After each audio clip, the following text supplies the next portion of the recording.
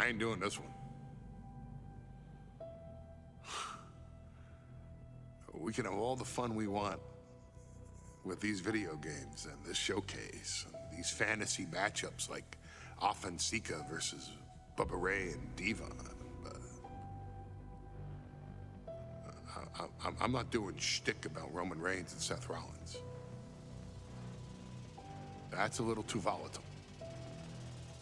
And it's way too personal for Roman Reigns.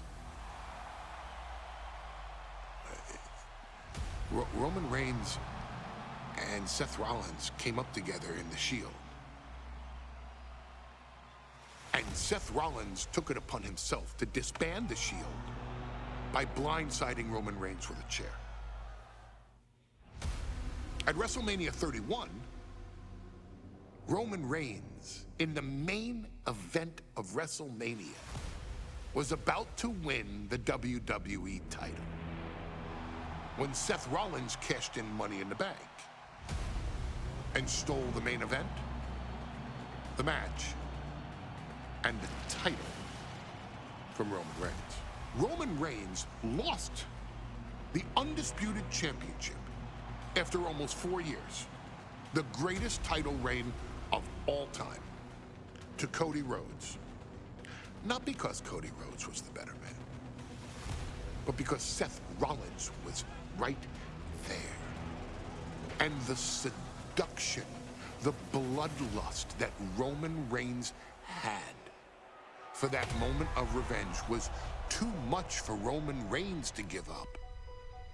And for the first time in Roman Reigns' life, he took his eye off the ball for that much time and smashed Seth Rollins with a chair, the same way Seth did a decade earlier to Roman. And that moment gave Cody Rhodes all he needed to end the most historic title reign in WWE history. I'm supposed to do shtick about Roman Reigns versus Seth Rollins for a showcase? I mean, it's smart, because the next time Roman Reigns steps into the ring with Seth Rollins will be the last time Seth Rollins steps into a ring. Next time Roman Reigns gets his hands on Seth Rollins, you won't have your architect anymore. You won't have your visionary anymore. You won't have your revolutionary anymore. You will have your tribal chief, Roman Reigns, but you'll never again have Seth freaking Rollins. Roman Reigns will put an end to Seth Rollins in WWE. And then the only way you'll ever be able to see Roman Reigns versus Seth Rollins will be in the WWE 2K25 Showcase.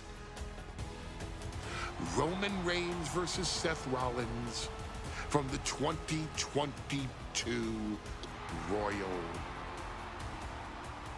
Rumble. And that's not a prediction.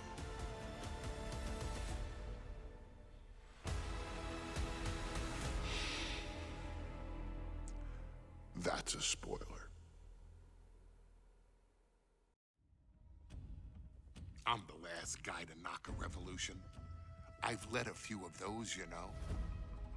I admire revolutionaries. I respect evolutionaries. They are the lifeblood of the bloodline. So when Solo Sikoa seized the moment and became the tribal chief in Roman Reigns' absence, I didn't like it. I don't even think I respected it. But something deep down in me admired it.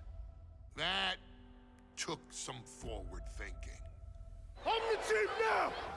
Now we all know what happened when the OG bloodline, led by Roman Reigns, faced the new rogue bloodline, led by Solo Sikoa in the War Games.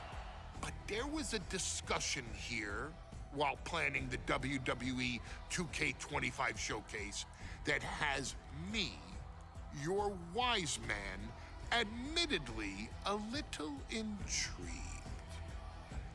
What if War Games was limited to only OG bloodline, no honorary uses, versus Solo's rogue bloodline, no honorary uses? It's 4-on-4 Roman Reigns. The Usos, Sami Zayn, versus Solo Sikoa, Tama Tonga, Tonga Loa, and the most dangerous new competitor WWE has ever seen, the Samoan werewolf Jacob Fatu. What happens then? This is your moment to determine who is the real bloodline. This is your moment to determine who is the only bloodline. This is where the bloodline's legacy and the bloodline's future is in your hands. Okay, a little bit out of character for your wise man, but that was a little bit difficult for me to watch. Seeing this family splinter into two groups, fighting against each other, it breaks my dark heart. But they're all grown men, and you settled the issue. Now let's give Solo credit. Forming Team Solo was, of course, his usual backup of Tama Tonga and Tonga Loa, the sons of Haku, feared as one of the baddest men to ever walk planet Earth. Along with them, the Samoan werewolf, Jacob Fatu, son of Tama, also known as TK All Day, the Tonga Kid, another fearsome competitor from WWE's golden era. But did you know that Haku and Tama once comprised one of WWE's most impressive tag teams? Haku had been considered family by the Dynasty for years on end, and his teaming with Tama, brother of Rikishi, solidified this for eternity. The Islanders were a formidable test for any tag team in WWE in the late 1980s, competing against teams like the Hart Foundation and the British Bulldogs. Initially fan favorites, the two would embrace a more hard-nosed approach and even teamed up with WWE Hall of Famer Bobby the Brain Heenan, finding even more success. The team flawlessly merged aerial excellence, martial arts mastery, and some good old-fashioned Islander grit. Perhaps their most infamous moment saw them actually dog-nap Matilda, mascot of the British Bulldogs, showing that they were willing to do literally anything to throw opponents off their game. Both men are still revered today as two of the real legit tough guys in the industry, names that instill fear simply upon mention, and they absolutely taught their children well.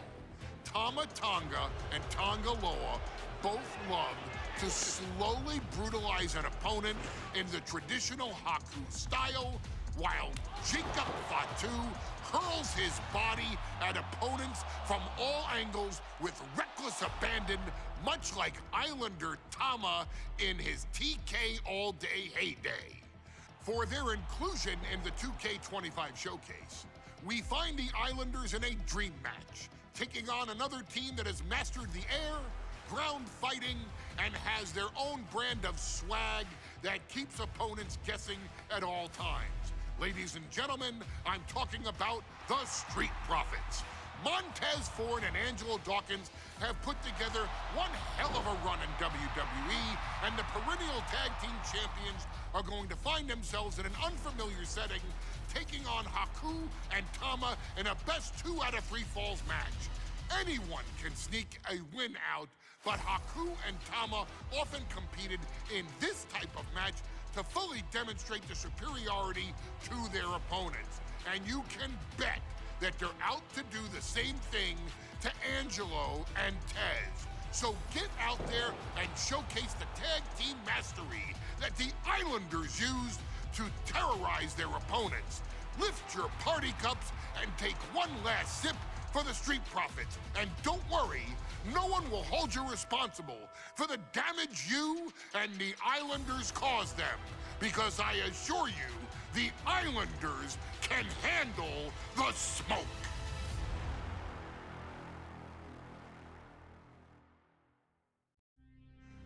Ladies and gentlemen, I don't have the words to convey how proud I am to have been part of this historic showcase.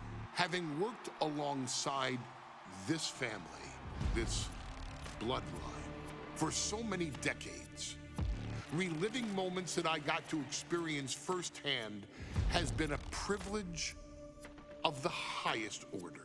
Introducing you to WWE legends that I hold in such high esteem, and also spotlighting the modern day greatness their descendants have provided you in recent years, all to pay tribute to the greatest wrestling family I have ever known, has truly been my privilege. To be successful in this industry is a 1 in a billion chance. To see one bloodline continuously pump out superstar after superstar, champion after champion, generation after generation, is a testament not only to the skills they possess, but also to the work they put in to become absolute masters of their craft. And it cannot be stated any other way. This dynasty, this family, this bloodline has mastered every single solitary aspect of professional wrestling. And by reliving their magnificent history, you've begun your path of mastery as well. You've conquered former champions, righted some very egregious historical wrongs, survived war games, and even settled the question as to who the true tribal chief really is. You've unlocked WWE legends who are now ready to unleash their special brand of offense on current WWE superstars who didn't think they'd ever have to face these classic competitors like Haku or the Wild Samoans. It wasn't easy, and you definitely had to get a little oozy along the way. But you showed that bloodline spirit and determination, and now you stand at the top of the mountain. On behalf of WWE and the 2K families, we all thank you so very much for playing. And on behalf of every fan of this beautiful performance art known as professional wrestling, we thank you, the Anawai, Fatu, and Maivia clans, for decades of entertainment and generations of pure brilliance, for creating greatness with your hard work and sharing it with all of us so freely. Before we go, we do have one last surprise for you at home. Now that you've showcased your skills and earned a spot as an honorary Oos, it's time for you to choose who rules your WWE universe as the tribal chief. Is Roman Reigns still your tribal chief? Or have you thrown in with the attempted coup by Solo Sikoa? Do you want to see Tamina finally rule over everyone? Or is it TK all day, every day, don't you say? Regardless of who you choose, you've earned the right to acknowledge your tribal